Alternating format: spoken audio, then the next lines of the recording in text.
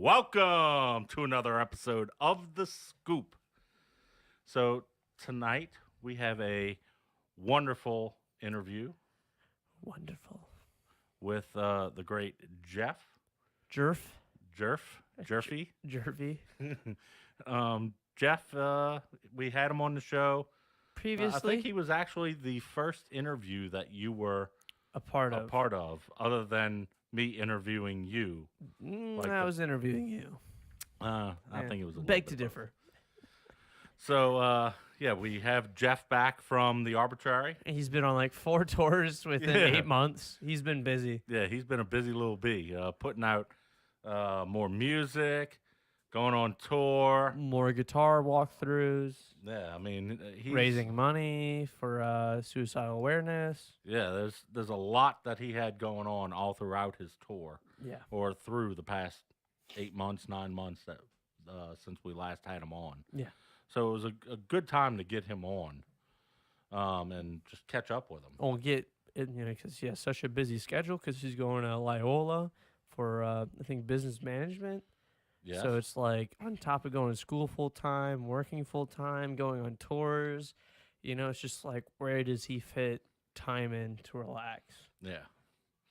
So, before we get into the interview, how have you been, Mr. Devon?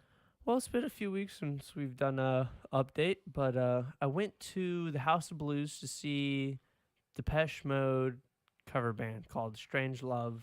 Yeah, that was, I think, 2 or 3 weeks ago. I was at the Space Metal show that night. Yeah, and I went Which was awesome. Well, Strange Love was also awesome. It was identical to seeing Depeche Mode live. What was your favorite song that they played?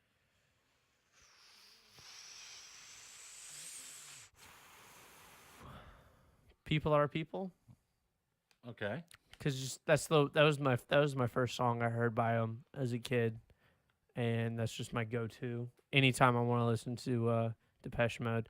But it was crazy because there's a few parts where the singer actually stopped singing, and then if you actually yourself stop singing along with the song, everyone else, both downstairs and up on the balcony, everyone was chanting. Like, almost as if there was, like, a ritual going on. Yeah. Everyone's just reciting the words. And it's just kind of crazy that... Well, I mean, that's one of those bands that had a shit ton of hits. Yeah. All through the almost 80s every single and 90s, song. Every single one of their songs is like, oh, I know this song. Yeah, I know what you mean. They have a bunch of hits, I mean, I think that... Well, the band Strange Love actually went to a few members of Depeche Mode to get their sounds, their electronic sounds.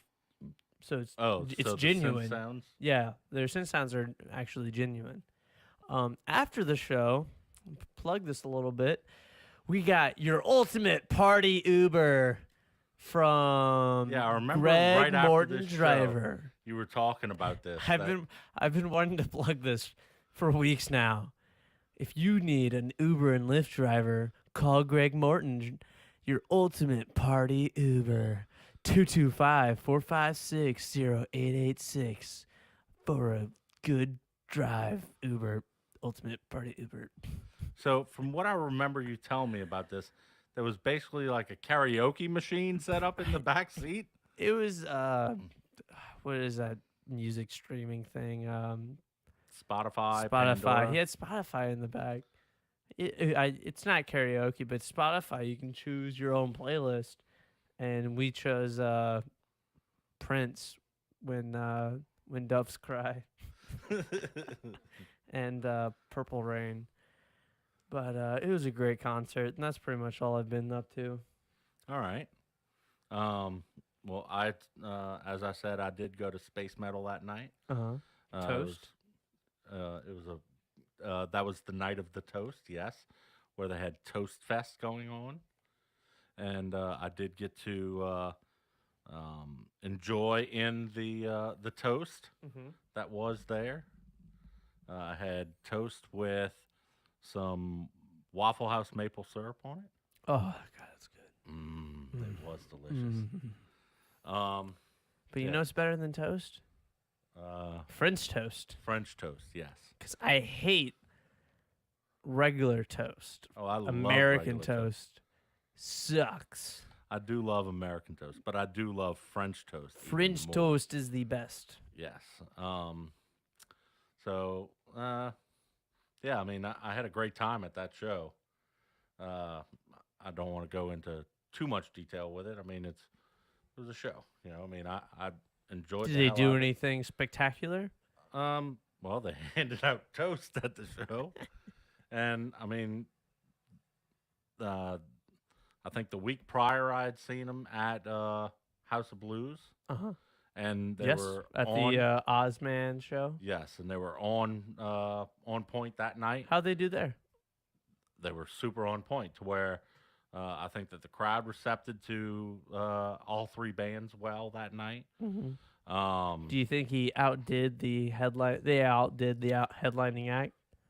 No, there was too many people who were there just for the headline act. But I mean, I could hear people in the crowd, and there was a lot of people who, just like walking up to the bar, they'd be like, you'd hear them talking, being like, "Whoa, they were fucking awesome!" Yeah. At Twist of Lime, they were incredible as well. Mm-hmm. I thought that they were on point there as well. Mm-hmm. Let's see. Trying to remember who else was playing with them that night. People on the side were playing with them, which I headed out before they went on, but I got to see Motor Riot play, Mm-hmm. which was that was a good show as well. Mm-hmm.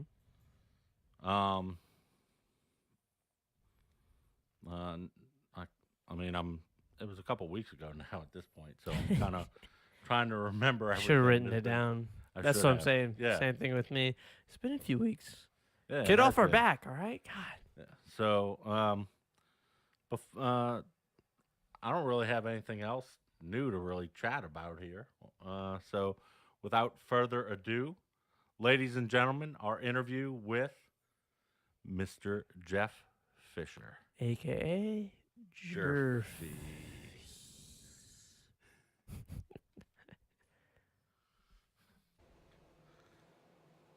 And we're back. Tonight we are joined by Mr. Jeff Fisher of the Arbitrary. How you doing tonight, sir? I'm doing wonderful. How are you doing today, Pickle? Doing good. So, you're recently getting back from a tour with the Arbitrary. Yes, indeed. Yes, indeed. So tell us a little bit about this tour. Where all did y'all get to go? Cities where you found some interest in their scene. And, well, since the last time I was here, we've been to a hell of a lot of places. This most recent one, it was an East Coast tour.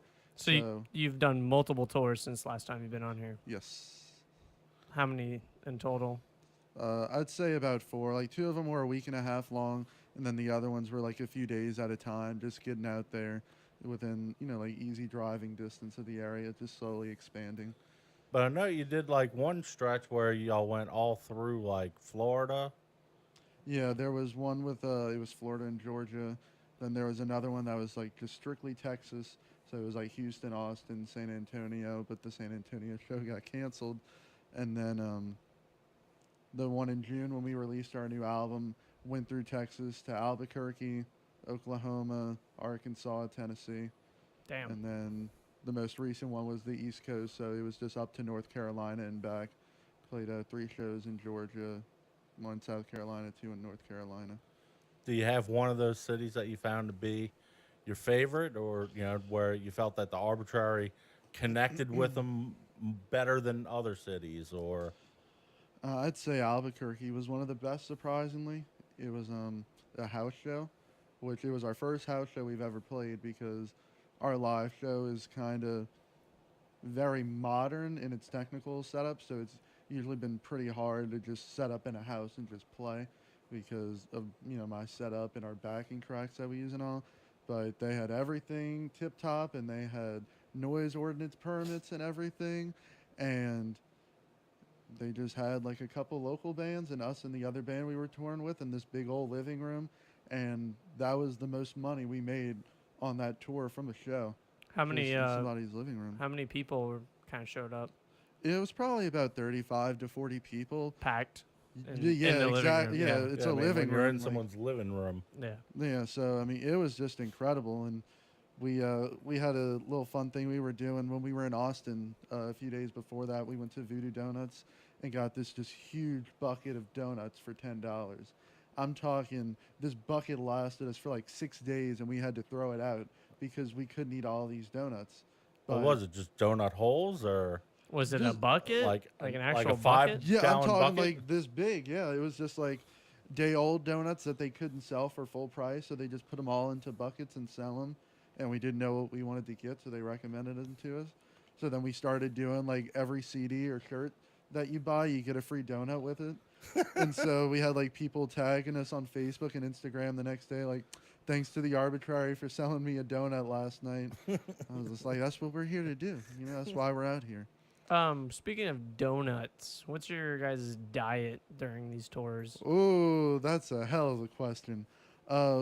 What my friend Jonathan calls them is a McStruggle, which is just a tortilla and peanut butter and jelly. That is always the go-to. We try to bring like some snacks and all, but we really try to keep it down to like paying for one meal a day. So we always go grocery shopping and get bagels, tortillas, peanut butter and jelly. And last time we brought like 2 cases of water, and that really does is good for like most of the time. Whenever like we get catering, it's like, you know, that's means so much to us because it's one time where we don't have to eat peanut butter and jelly tortillas. Because sometimes we'll be eating them in the venue and somebody's like, I can't sit here and watch you just eat peanut butter and jelly on a tortilla. And I was like, I mean, you could, but I'm not going to turn down a slice of pizza by any means, you know. But no, that's essentially it, just water and peanut butter and jelly because we learned our lesson. We were partying the first time, just treating it as a vacation. And, you know, if there was like this cool local restaurant or whatever, we'd go and we'd pig out. But the second we're running on 4 hours of sleep and all that's sitting in our stomachs is greasy food, it just deteriorated our health so much that last time we were like, all right, only water. We brought emergency packets because I got a cold on the one in June from going through all these different climates. So we've gotten a lot smarter about that now. Did you find any kind of difficulty with the changes other than it taking a little knock on your immune system? In February, we did actually. That was the one where we mostly did Texas, but we also played a show in Monroe, about an hour and a half east of Shreveport, and we had played here the day before that, or in Lafayette, and it was like 70, 80 degrees here, and then we drove there and it was 40 degrees, and we played in a gym that didn't have any kind of heating system or whatever, and I broke a string during a second song because just went from being in 80 degrees to 40 degrees just like that, and my guitar just could not handle that. So Adam just did a little drum solo. I ran off stage, changed my guitar string, and then we just went right back into it. So you mentioned a CD that you like right around when you came on last time. You were putting out December. a CD. December at the Gasa Gasa show. You Yeah. released your CD. Are y'all Well, putting out any more music since then, or Going we back had into the a- studio. It was a single we released in November called Glacial Tranquility, and we were kind of like figuring out what we wanted to do. I had talked about, you know, we were talking about like releasing a song every few months or something, but after releasing that song and just seeing all the different facets of it, we were just like, honestly, it's such a tight knit concept that it'd be better to just release it as a CD when because we were already planning out these tours. Didn't make sense to be releasing a song like after all of these tours once everything's died down. You know, we need to be releasing content during the tours and enticing people to come and finding Stay the fans. current. yeah? Exactly, yeah, staying relevant. So that's what we ended up doing. Like the first day of our first week and a half tour, we released an EP of 4 songs called Identity, and so that had Glacial Tranquility and 3 new songs on it. I noticed you making a appearance in someone else's music video. Whose was that? You're looking at Oh, yourself. Damon huh? Grimm.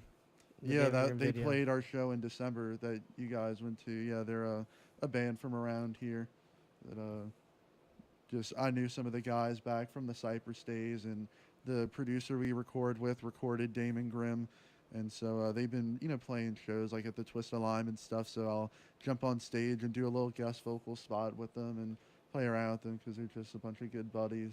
Always wanting to have good times, I was gonna say the last show I went to for you was the Gasa Gasa one, but I just remembered you playing at the House of Blues. Yes. Yeah, you were. With Yeah, I, Damon Grimm played that one too. Yeah. yep. Yeah, our first few shows, we played everything together. It was Gasa Gasa there, and then the Twisted Lime Cypress reunion thing.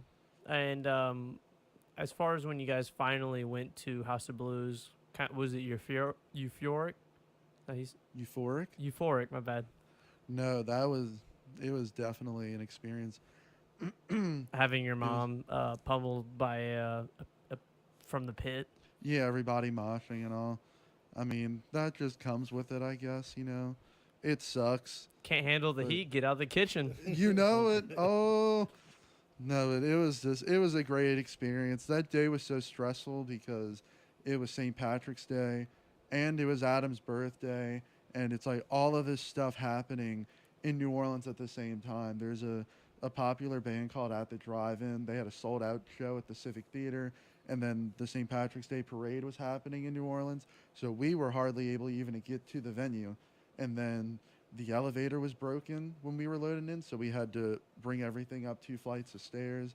And it was like, it went from being 2 hours of, oh yeah, we can take our time, to Jesus Go, Christ. go, we go, gotta- go. we Gotta gotta- hurry up. So Yeah. like we finished sound checking like 5 minutes before doors, and then we were so worried because all the stuff going on when doors first opened. It was like 10 people in there, and we were like, no, really, our first big break. But by the time we played, they had over 100 people in there. So Oh, Yeah. nice. it was definitely one of the best shows we've ever had. Yeah, there's definitely a lot of people in there. Probably one of the from the shows I've seen you play, best performance, I guess. We were so hyped. There was nothing that was going to ruin that for us. Definitely. Plus, the sound there is incredible. yeah, All the staff was incredibly helpful. yeah. So you'd mentioned His mom get hit. Well- Yeah, I just want to bring that up. Just come, Oh, It come was- on. I'm You know sorry. she's going to be watching this. I at know, some I point. know, but she after she got hit by the kid, she got like a VIP. Yeah, her and treatment. her friend, both somebody from the House of Blues, was just like, I'm so sorry about that. Here are 2 VIP passes to the foundation room, and they got like free dinners and everything. It's like, see, getting hit isn't so bad after all. Just- And then takes Adam's a little bit of Yeah. and then Adam's little dad. bump, little bruise. Well, then his drummer, his dad, roughed up the kid. He's like, "You better stop doing that. And stop moshing." it gets out of hand pretty quickly. I mean, I jumped off the I mean, stage. it's your music. You don't just stand there. You have to take up because you guys are only 2 piece. Adam can't move. I mean, he can play the drums a little. He can't get up and It'd be pretty revolutionary if he could like move around. If we put his drum set on like a kind of little an spin, automated, yeah. make his drum set spin.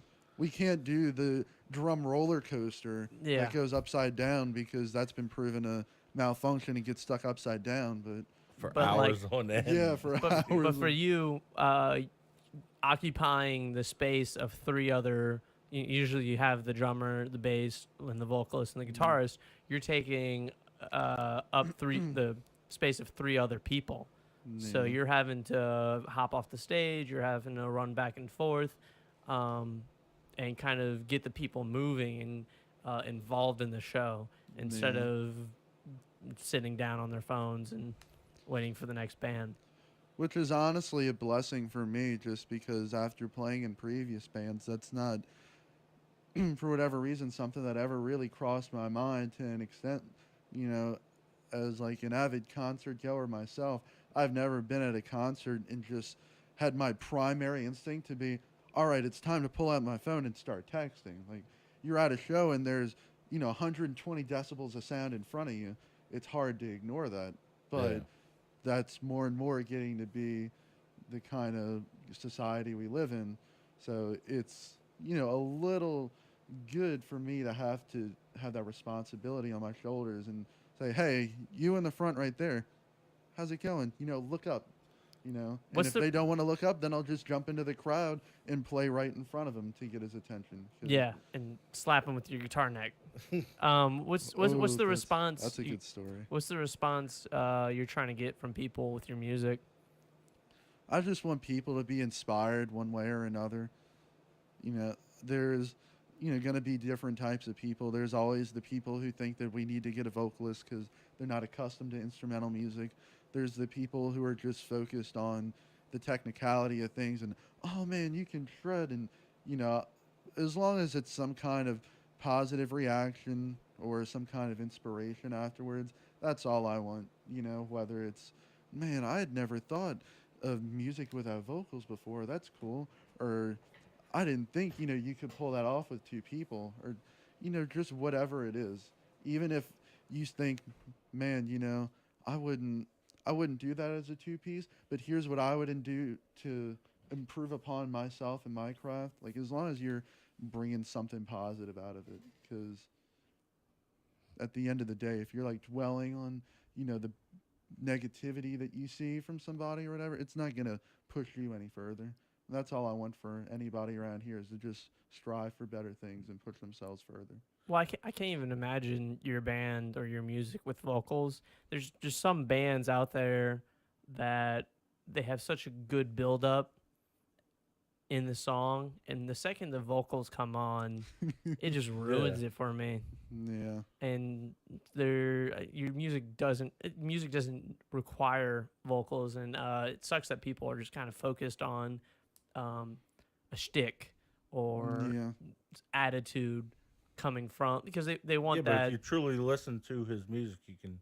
I mean, for me, you're going through a journey in the song itself, musically. Yeah, and you don't need the. It's And kind of like silent. I think that the yeah. vocals would take away from the style of music that you all the like. the instruments of the instrumental music. No, yeah, I mean, that's what I strive for. It's all very emotional. And, like right now, I've been kind of taking a break from the writing just for a little bit, just to try and pursue some personal goals, because that's the headspace that you need to be when writing, for this kind of music. I don't want to be sitting here depressed and just pump out whatever just to say, hey, we wrote another song.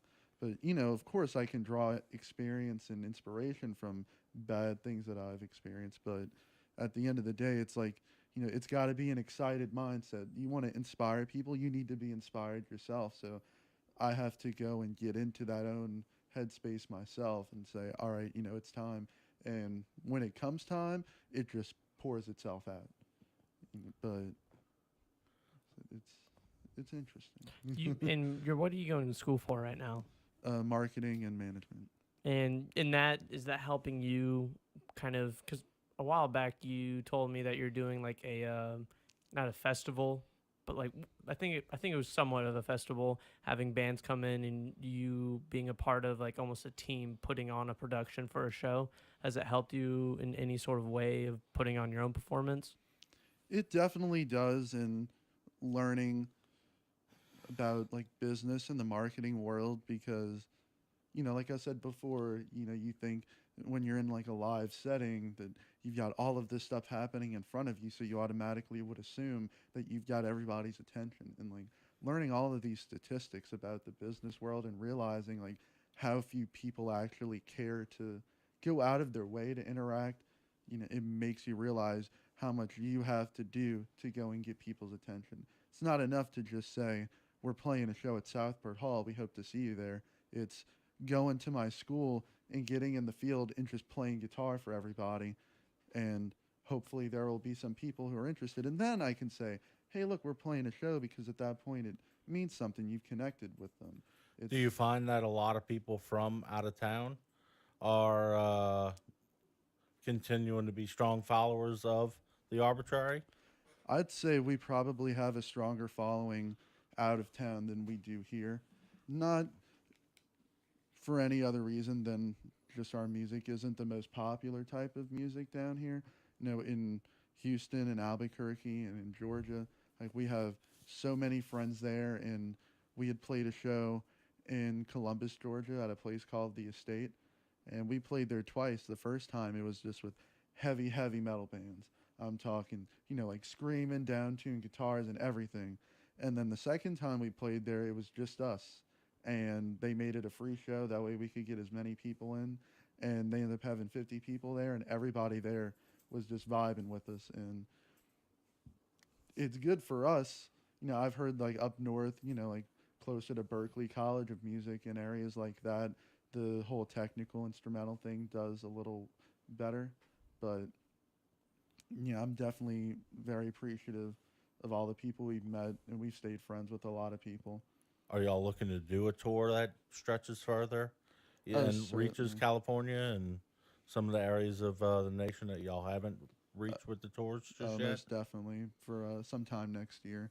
We're we're just kind of enjoying a little bit of downtime, playing a few local shows, trying to kind of bring in more people, because that's the biggest observation I've taken in this year, is that every time we play a show around here, no matter who shows up, it's eventually going to be somebody that we've seen at a show before, just because of the kind of the limited scope of the music scene here. So our biggest thing is trying to spend some time and put in more like guerrilla efforts, going out to the streets and bringing in new people that not just haven't heard of us, but aren't aware of like all of the other great acts playing right now. With Resurface, Event Horizon, and Raise the Death Toll, and Salooner, and all of these bands are constantly playing shows, but a lot of the times it's mostly just the musicians of other bands going to these shows or their friends.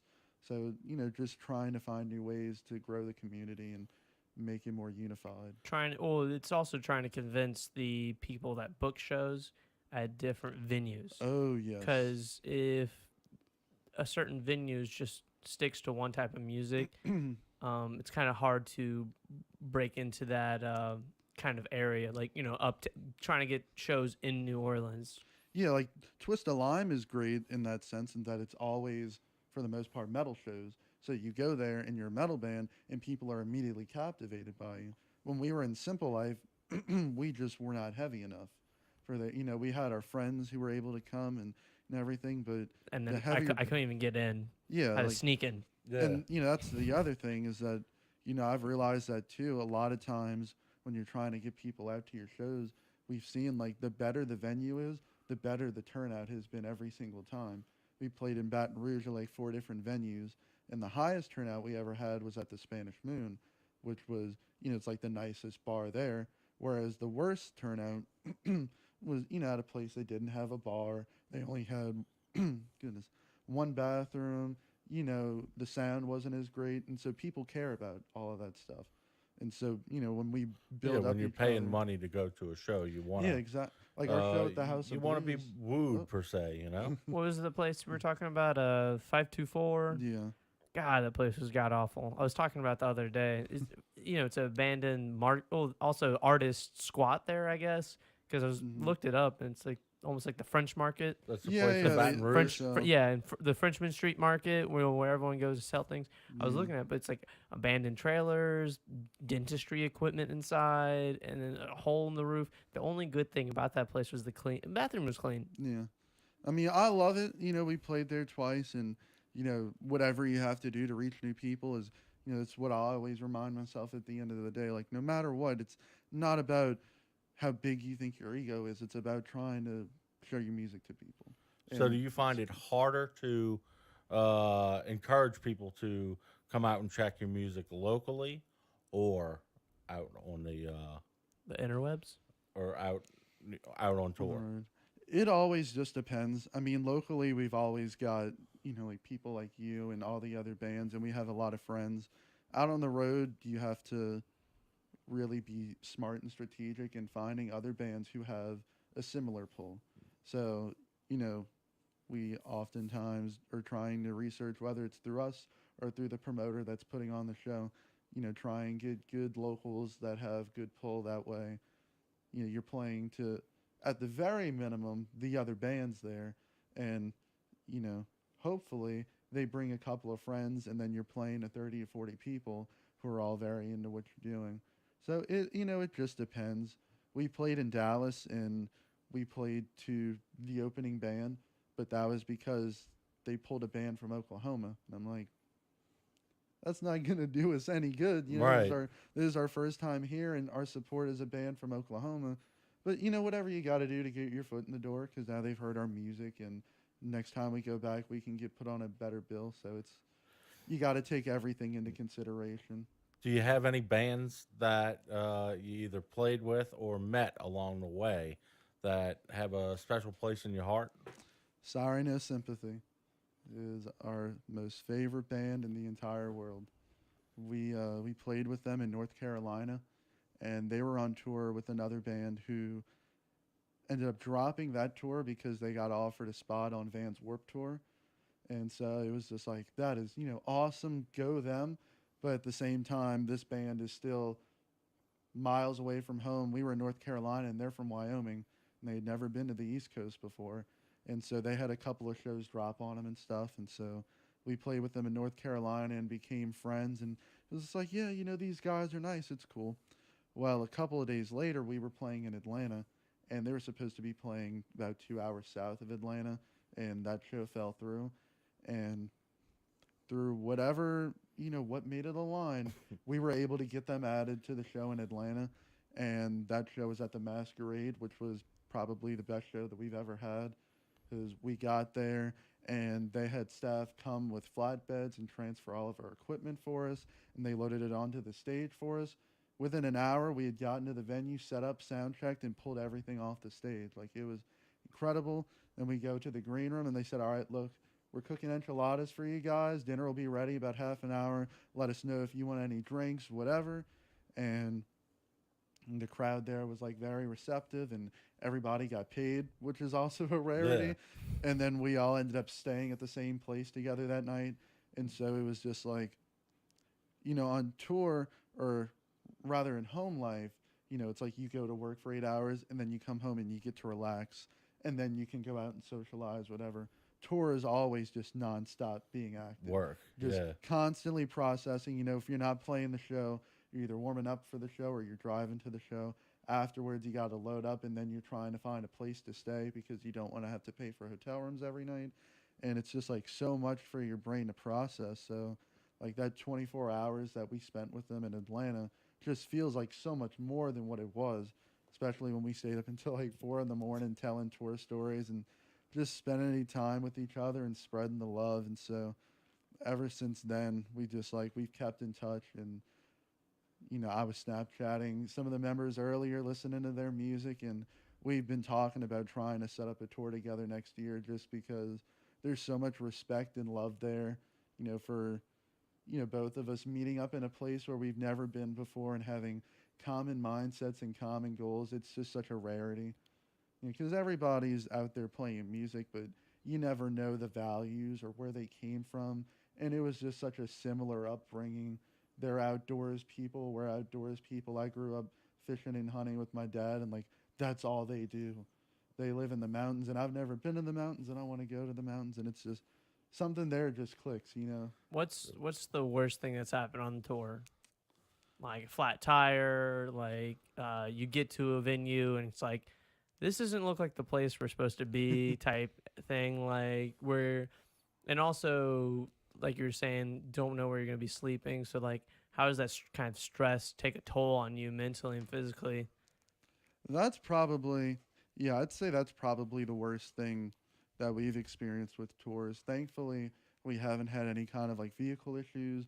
We haven't had any equipment stolen from us. So we're, incredibly grateful about that. And so at the end of the day, like, when we get back, any problems that we may have had, we just hug it out and we're like, we did it. We got through it. It's something to be proud of. But it definitely does get stressful, looking after all of that. And like he said, very much the mental toll of trying to find a place to stay, because we always, bring emergency money in case we have to get a hotel or something, but you don't want it to get to that point. The ideal situation is we either have a friend or we meet somebody who's so friendly that they'll just let us sleep on their floors, whatever. We bring sleeping bags and pillows. It's all good. But I know there was one situation, probably Dallas was the worst experience we ever had. And at the end of the day, like I said, you got to count your blessings, because if this is the worst experience we ever had, then by God, we are blessed. But we had played in Albuquerque the night before, and we were playing in Dallas. So that's a 9.5 hour drive. But you're also dealing with the time change, which brings it forward an hour. So we played in Albuquerque. Show ends at about midnight, and we were like, all right, do we start driving now? Or do we sleep for 4 hours, wake up at 4 a.m., pack our shit up, and go? So that's what we decided to do. We got 4 hours of sleep, and we went to Starbucks and hit the road. And we left at like 6 sharp, and we got to see the sunrise over the mountains in Albuquerque, and it was just like the best experience ever. And then what was supposed to be a 9.5 hour drive turned into a 12-hour drive because of Dallas traffic and everything, because we were playing in Dallas on a Thursday. So Yeah, so like work and all was still getting yeah, out. we got there. Load in was supposed to be for 5 p.m. And I'm like, who thought that this was going to be a good idea, you know? So we left Albuquerque at 6 a.m., got to Dallas for 6:30. I think they had like 5 people paid to get in. And, you know, we were on tour with another band, so it's always at least, you know, high spirits. Like, even if it's 5 people, like, look, we're in a new city. We've never That's been 5 here new before. people I've never heard you. Yeah. Yeah, exactly. But the bartender there wasn't very kind. The bartender was like the owner, and he wasn't very thrilled with the turnout, understandably. But, you know, like, we just wanted water because we're not going to be the people that get drunk before we go on and play. But he didn't want to like just serve us free water. He wanted us to buy drinks, and I'm like, Well, also Yeah. it's not just you guys putting out the show. It's the owner, the kind of not production promoter. It's the promoter's job also to do. He takes part in that. It's a group effort to get as many Yeah. people out there and plug the show. You guys are going to a city you've never been to, and you're doing everything you can, calling cousins, family, people, friends of other bands that you've talked to before, to get them to this one show, which battles with all other options. And that's what you're dealing with is all these other huge cities that have so many things going on with it, and deterring them from what they were going to do and get them out to your own show. You know, we had that problem on both times we were in Texas. Like you said, there's so many options. The first time we were in Texas, we were trying to get on a couple shows with a band called Ether that we've met. And, you know, we're good friends with them, but they were on this 4 band package and there was no room. And it's understandable. You know, we've never been there before, so we don't have any kind of pull or leverage to get on there. But as fate would have it, we were playing the same city as them 3 nights in a row, about 15 minutes away from each other. And of course, they're more well developed in the scene, so of course, more people are going to go to their show than ours. And it's just like, dang. And then the second time we were in Texas was when Avenged Sevenfold and Metallica were touring in Texas. So when we played in Houston, they played in Houston. When we played in Austin, they played in Austin. And then when we played in Oklahoma, they were playing in Dallas or so, and it was only about an hour and a half away. Yeah. And I was like, of course I'd drive an hour and a half to see Metallica and Avenged Sevenfold. You know, so it's always just fighting with those other options, and you know, you gotta look at it as the perspective of when you're at home and you see your show announcement on Facebook and it's all bands that you'd never heard of before. Yeah, hey, do I go to this band who I've never heard any of their music, or do I go to a band that's been around for 30 years? Which, Exactly. for me, I like trying new things. So I'm like, I'm going to go see this band that I've never heard of. Maybe I like it. Or a band I've been listening to my entire life and I've heard dozens, if not trillions of times, Yeah. which sucks, but... So if you could put like a top 3 in of cities that if you could play them again tomorrow, right now, you would. Top and, 3. and the bands that you would play with, that you've played with before also. That's all right. Albuquerque, Monroe, and Atlanta. And Sorry No Sympathy will always be the number one. I want to play every show with them. There's a band called Vacant in Georgia from Atlanta. They're great. We played with them 2 different times, and all of those guys are sweet as can be. And I guess that's really about it as far as singling out people, because everybody has been so nice. I'm very thankful to say we haven't had very many experiences where it's just like, Well, There's- we're not yeah. playing with them dickheads again. Yeah, like, all right, we learned our lesson, but those two bands have definitely like done more for us than anybody else, just way beyond what we deserve. So before we close out here, I know you have a couple shows locally and semi-locally that you want to talk about as well. Yes, September 15th we'll be at Southport Hall with Stepping Sideways. It'll be their first show, and Arson Wave from Pensacola. Then 2 days later, September 17th, we'll be in Lafayette at the Freetown Boom Boom Room. It's the same lineup, but there's also a local band from there called Jira.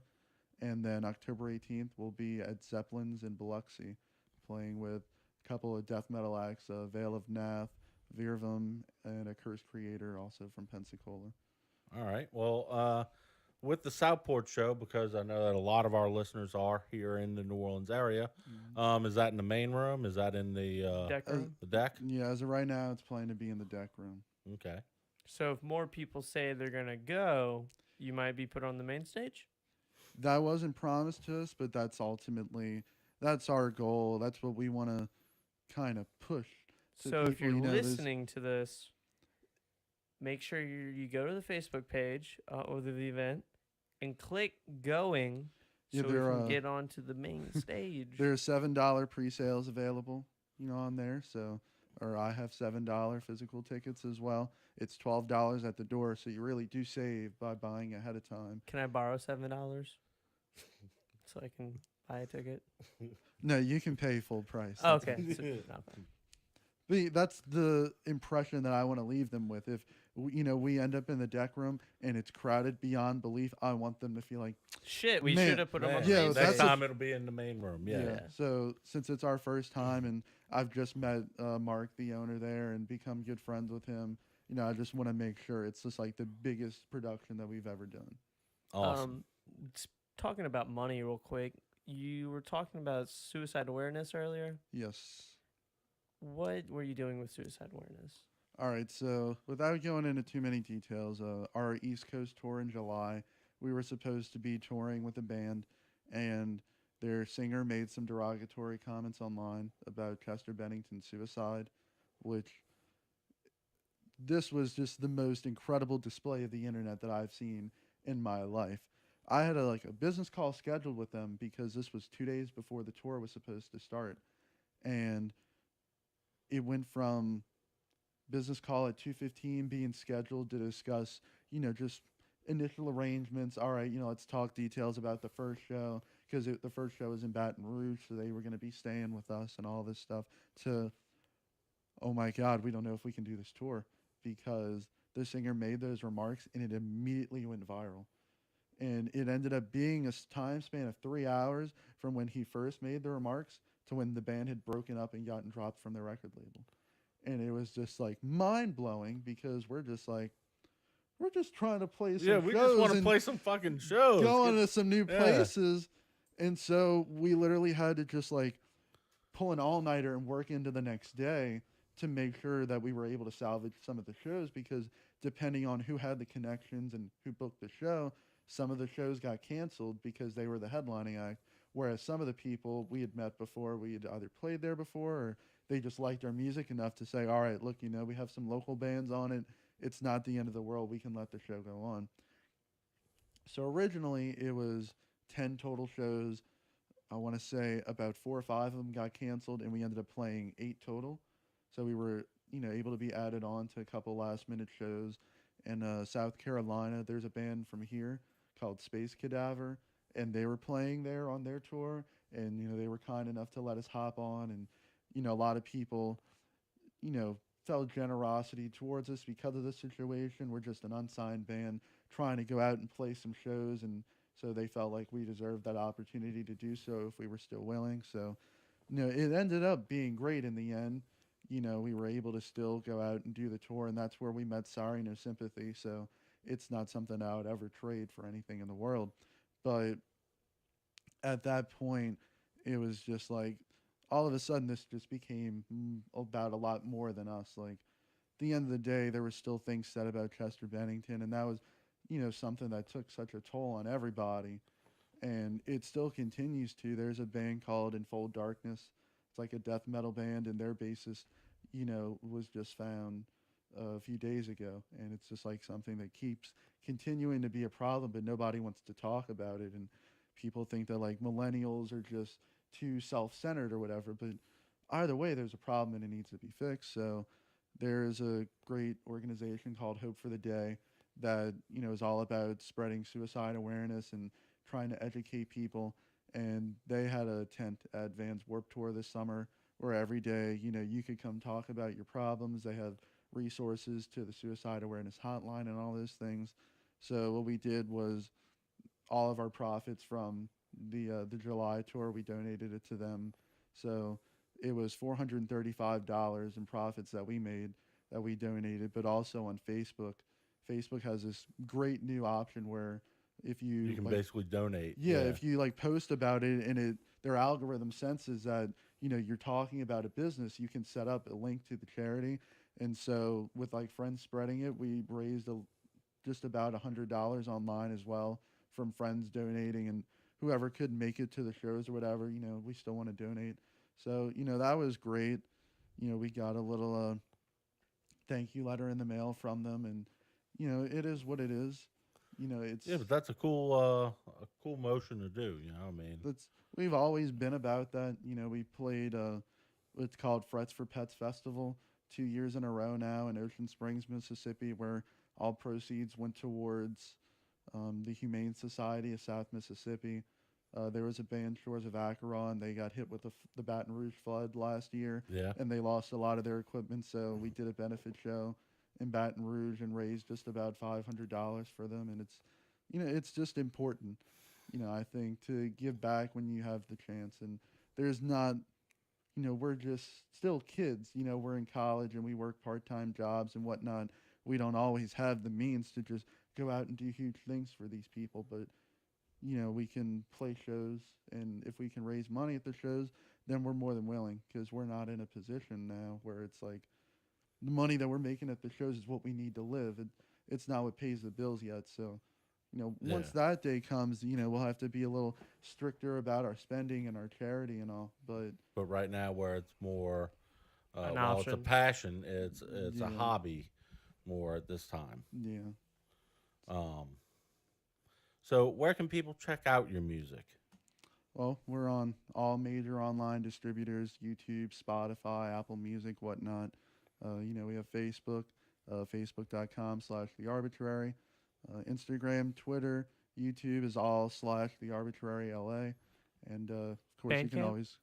What's that? You have Bandcamp? Yeah, thearbitrary.bandcamp.com. All of our music is free. All we usually ask from people is an email sign up, just so we can stay in touch. And Damn pesky emails. I'm telling, everybody hates Dude, emails, but you're on top of your game with the emails. I get those notifications. Yeah, I get them too. really. Yeah. I want that free music. It's worth the email. Well, that's one thing I learned at Loyola. Everybody always in the music program there drills it into your head. They're like, MySpace was the biggest thing, and so many bands blew up because of MySpace. And then the second MySpace ceased to exist, they all lost their fame because they hadn't done anything to like retain their customers. And Facebook and Instagram and all can be the same way. If that crashes tomorrow, what are you going to do to continue reaching those people? Yeah. And so- I've never thought about that. So all I don't you can like do is thinking about email that. signups. Like, I'll be the first to say we've slacked in some places. Like one tour I forgot, to print out something, and it just everything is so busy, and we're only two people that the least of your concerns is making sure you get email signups. But it really is important at the end of the day. You know. Doing a lot of footwork. Yeah, as much footwork as you can possibly do, and that's why all our music is free, because I just want it out there. I want people listening to it, talk shit about it, talk it up, whatever you want to do. Just help spread If the someone's word. help talking spread the shit, word. Jeffrey's gonna kick your ass. I mean, I can neither confirm nor deny, but we can talk about that after we're off the People's air. elbow. So as always, Mr. Jeffrey, thank you for coming on with us. No, thank you for So, having me. You gonna stick around for a little bit of fun? A challenge. A challenge. Last time that you were here, you White pickle. wiped the fucking floor Lord. with me in Mario Kart. Yeah, I I heard hope, you've been looking for a rematch of some sort. You trying Well, to get back it's at not me? going to be Mario Kart tonight. I'm going to No, he's even too the scared. score. Oh, okay. Too scared. Too scared. So stay tuned. We are going to set that up, and we'll be back in just a few minutes.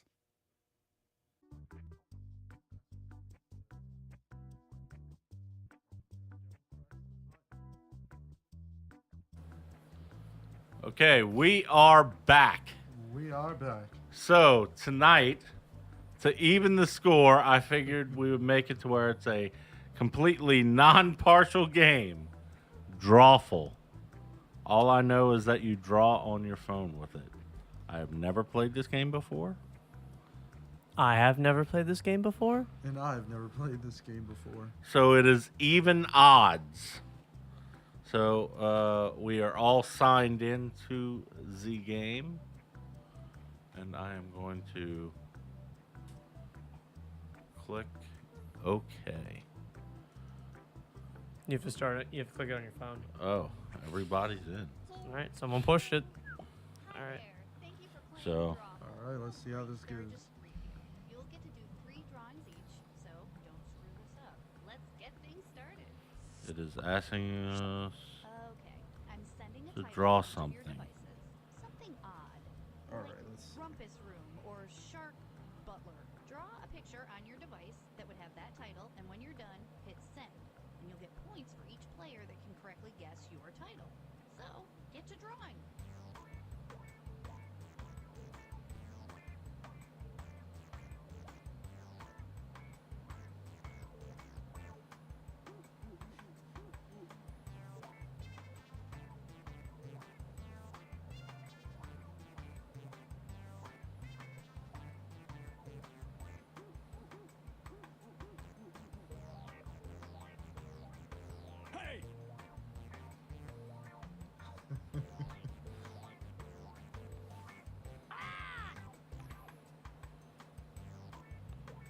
And I am drawing the last piece of mine. Oh, look at that arm. I'm inclined to say that this game is not impartial. No, I actually like this. This is like a really good one. No. Where'd you find this game at? It's part of the You Don't Know Jack party pack thing. What the fuck is that? Yet something you think could trick the other All right, now I drew this, so y'all got to figure out what it is. Oh my Um, god. Walk through it. Walk Jeez. through it. Okay. Boyt. It Boyt. says, boy, I reckon. The Alamo. All right, so Yeah. what do you see? Mexicans. That's they're people. They're wearing hats. You have to enter it on your phone. I know. Yeah. I So drew I guessed something. Whether it's right, I have no idea. We shall see. This may have been a bad idea of a game for us. All right. Alright, here are your choices. This- Title you think really inspired Ooh. Oh, wait, dude. Hodor. Hodor. Oh my god. Ooh. I think it's gonna be that one. What did everybody pick? It was a cowboy debate. See, Oh. they're wearing hats, and he's like, boy, Yeah. I reckon. How would you draw a cowboy debate different? Mariachi band.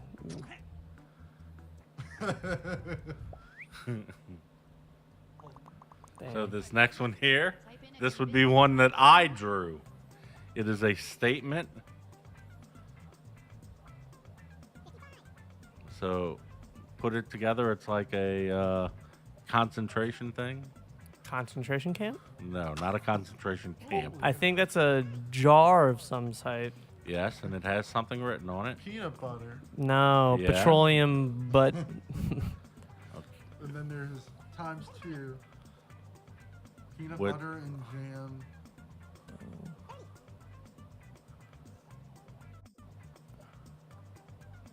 So yeah, I can definitely tell you that it's an interesting thing. I've never heard this statement before. Oh, okay.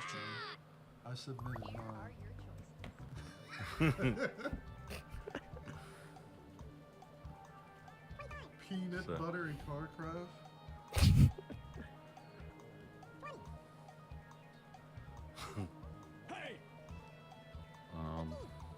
I could add bonus likes, I guess. All right, who picked what? That would be unfair if I checked off mine, but okay.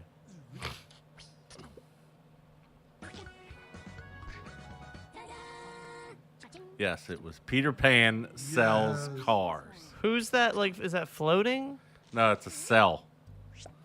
I was trying to draw a cell. Oh, it looks like a boy like yeah, flying. It looks like a Adventure Time boy's face. kinda. Yeah, Ooh, it looks like I a got that. bean. And this one. All right, what is this, guys? What is this? I kind of made it too easy for you guys. Yeah, it's pooping. Pooping mushrooms, maybe.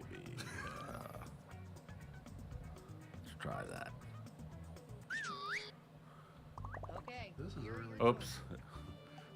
STD. Well, obviously, Who put the STD? Pooping mushroom?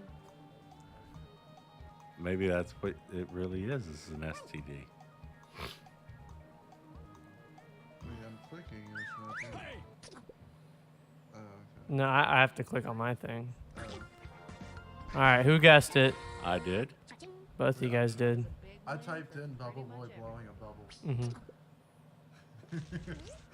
I thought that it was obviously pooping a mushroom because I mean, No, see, I put a little pointer on him, so it's a boy, and then the can of bubbles, then the stick that you blow the bubbles, wait, how and did you get more points from that? because you guys didn't really get it. I did ooh, we get- draw did. something again. Okay. Um, Oh, Jesus. Christ! Let's Cover see. your answers, man. Yeah. Devin, did you see mine? No, I didn't see yours.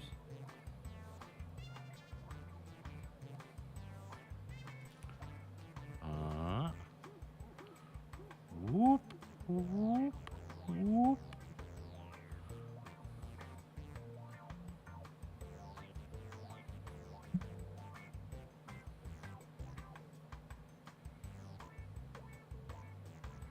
And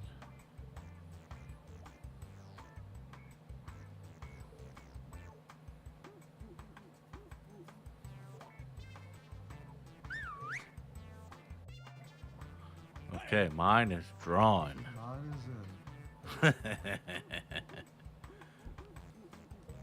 I think this one is a little bit more of a easier topic to draw than Peter Pan sells cars.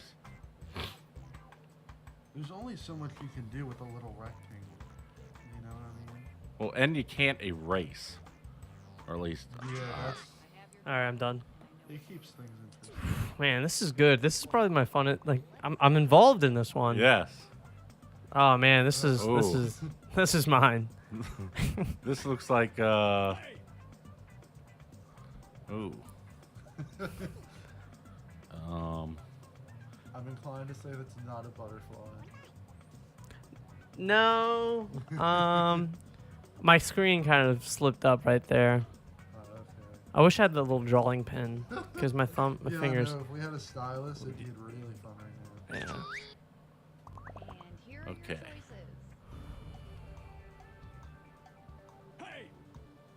All right, I have answered.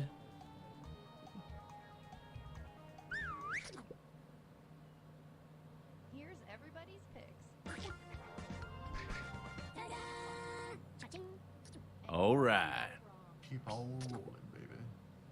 You know what time it is. I thought that you were trying to draw a fly. No, those are scissors. And then once I saw the actual things, I was like, oh. So, let's see. Now, am I supposed to be like drawing it out where you guys can guess it? Do I get more points for that? Alright. Well, yeah, I mean, you wanted to. This was my drawing right here.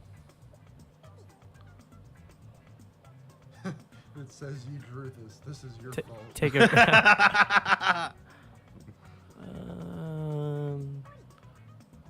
It's multi-dimensional. I'll say that.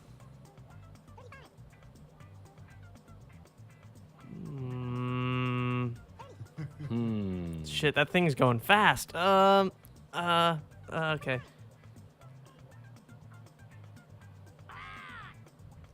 Once you see the possible titles, it'll be a little. Are those Z's? Z, Z, Z, Z. Ooh. Ooh.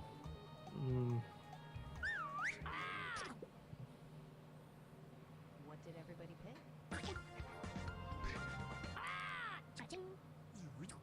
What? Was it a Hot Pocket? It was bacon in bed. Oh. Ah. No, I got that, but I guess Hot Pocket. I got points. That's why the So- Z's. Ah. Sweet. Wait, Man. how did you? It wasn't even a hot pocket. How did you get 1,500 points from that? Well, Because- 1,000 points because I guessed it was bacon in bed, and then I was the only one close to guessing. I don't know. It's weird. No, if someone Tits! votes for it. Tits. Implants.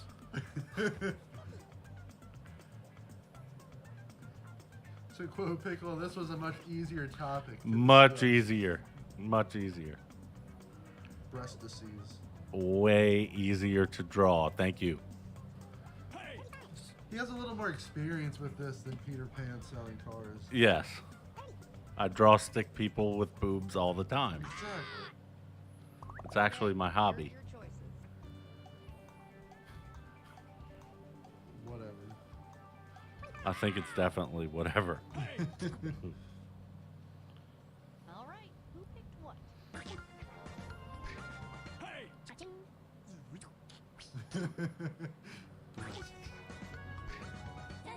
So yes, it was plastic surgery. I thought it was sexual assault because it was a man a man, attacking a man the with woman. a huge nose. I thought it was sexual Yeah. assault. Damn it. Damn it. How many rounds of this do we do? I don't know. I think this might be the last round. Okay. Let's see.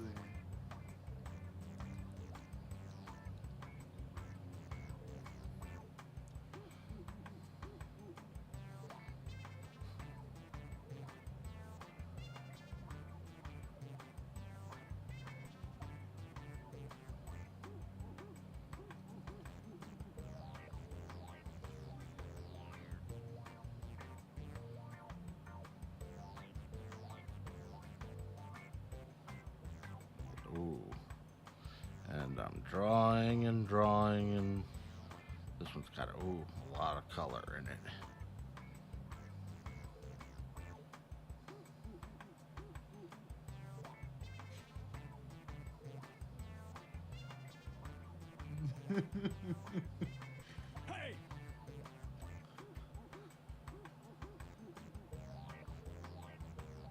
Mine was a lot more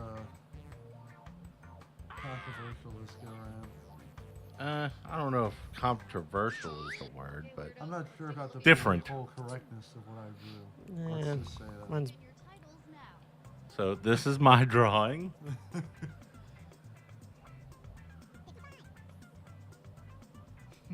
And I think it's quite obvious what it is. I mean, doesn't beat around the bush about it. And here are your But, choices. the Grim Reaper at sundown. Maybe I should have drawn like an E or W, whatever, to show what.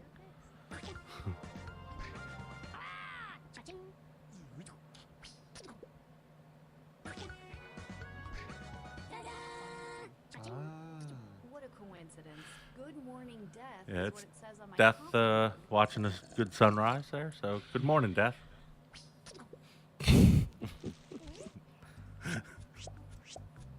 Grim Reaper at sundown. I was so close. Oh, I figured the Grim Reaper at sundown instead of sunrise, but you know. Let's do this one. this is mine. This is mine. So, Is that a Beyblade? Where? Oh, in the air? Yeah. No, that is not Beyblade. You have to Okay. play the troll tool to get into that. Boy's hole. Boy's soul. Boy, soul. Speaking of that, I said troll. I think it's feet. Yeah, if the Yeah, I answer's think it is I'm feet. gonna be pissed. No lie. What did everybody pick? Okay. Wow, everybody got that one. Back in business. Make these harder. so it was elves. It was not Spock in a bat. No, that's Link Okay. with the fairy. Because I thought that was Spock in a bat. Oh, so you got points because we guessed it correctly. Yes. Yes. So, Oh. Okay, our next drawing. what the fuck is this?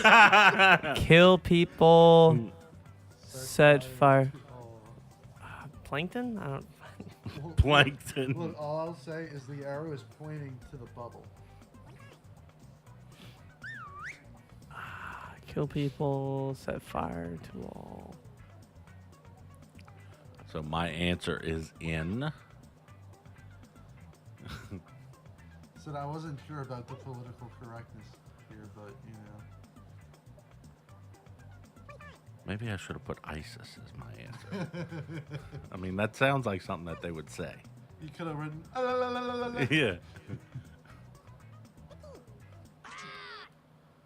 And here are your choices. Ooh, I God think that is send God messages. sending messages. Yeah, that's definitely it. Yeah. Here's everybody's picks. If it's not it, it gets an A-OK in my book.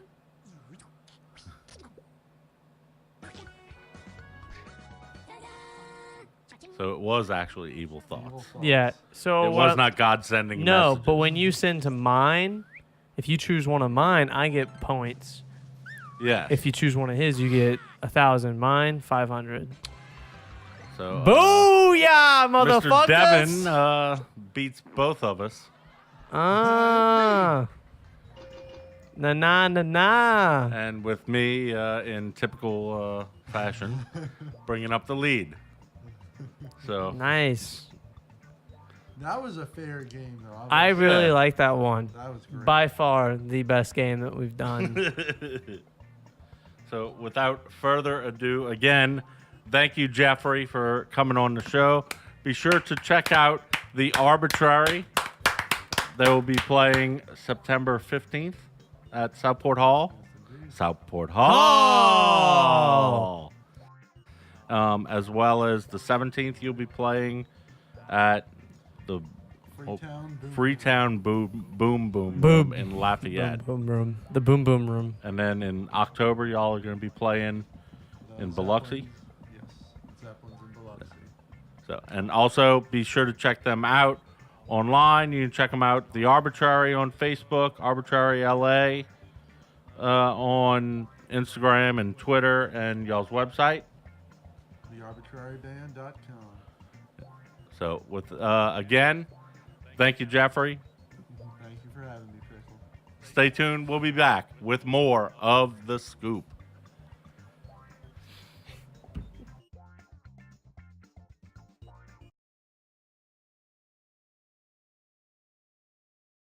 So, ladies and gentlemen, there you have it, our interview with Jeff, as well as the game. We got to play a game with him. God, that game was great. Drawful was awesome. I kicked your guys' ass. You did.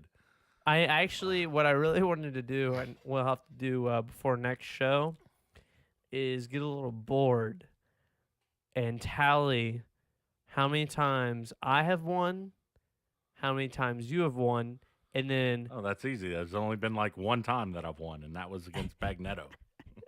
and then and then at the bottom will be guessed how many times the guests have won. Yeah, 1,000,000 times. The guests win. And it's not me just like throwing down the fucking, like laying down for him to, get the quick win. I don't know. When I looked at Jeffrey last time Jeffrey was on here, you kind of laid down and he just kind of drove over you Yeah, he drove over me. because you guys are playing Mario Kart. Yes. He drove over you. But this time, I still think didn't get any retaliation because I came in last place. Yes. So, Well, shit. better luck next time. Yep. After he tours for another year, Yes. get him back on. So Listen here, motherfucker. I'm here. I'm about to kick your ass. Let me tell you something, brother. You know? So I do want to encourage everybody, go check out the Arbitrary. You can check them out on Facebook. I believe it's the Arbitrary Spotify, LA. Instagram, Twitter. I think Facebook is I think Arbitrary. Facebook is just the Arbitrary. The Arbitrary. Twitter and Instagram and YouTube are Arbitrary, the Arbitrary LA. LA. Yeah. And then it's thearbitraryband.com. And then they also have Bandcamp, where you can go get their merch. You can go get some free music. It's just, they're out there. And they have a couple shows coming up. They're going to be playing at Southport Hall. I The believe Boom that Boom was, Room. the 16th at Southport Hall. And I think on the 2 days 17th. later, Or it's like, 17th, 18th, 19th. One of those days he's playing at the Boom Boom Room. yes, if you watch the scroll, it's definitely on there. Yeah, we plugged it. You guys get the point. Yes, but please go check them out. They're a great band. I noticed that you're wearing an Arbitrary T-shirt. I am.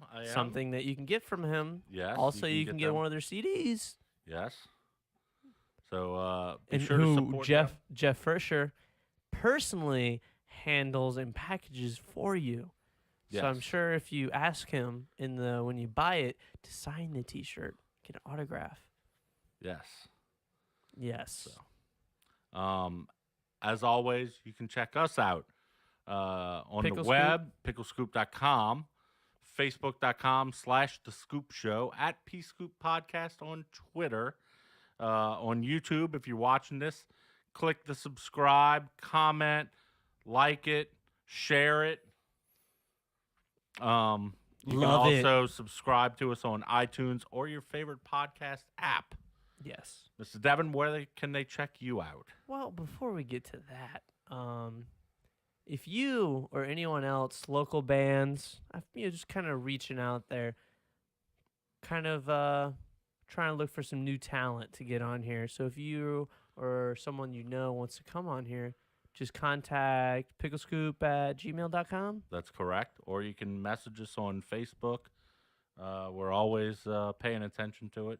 Yeah, we're just looking for trying to be like Ed Sullivan, bring some new talent in, Yeah, I mean, we love having the guests that we get on Mm-hmm. here, but we also want to see some new faces too. And we do want to, entertain our guests with kind of introduce them to some new talent, something different than our normal quote. Yeah.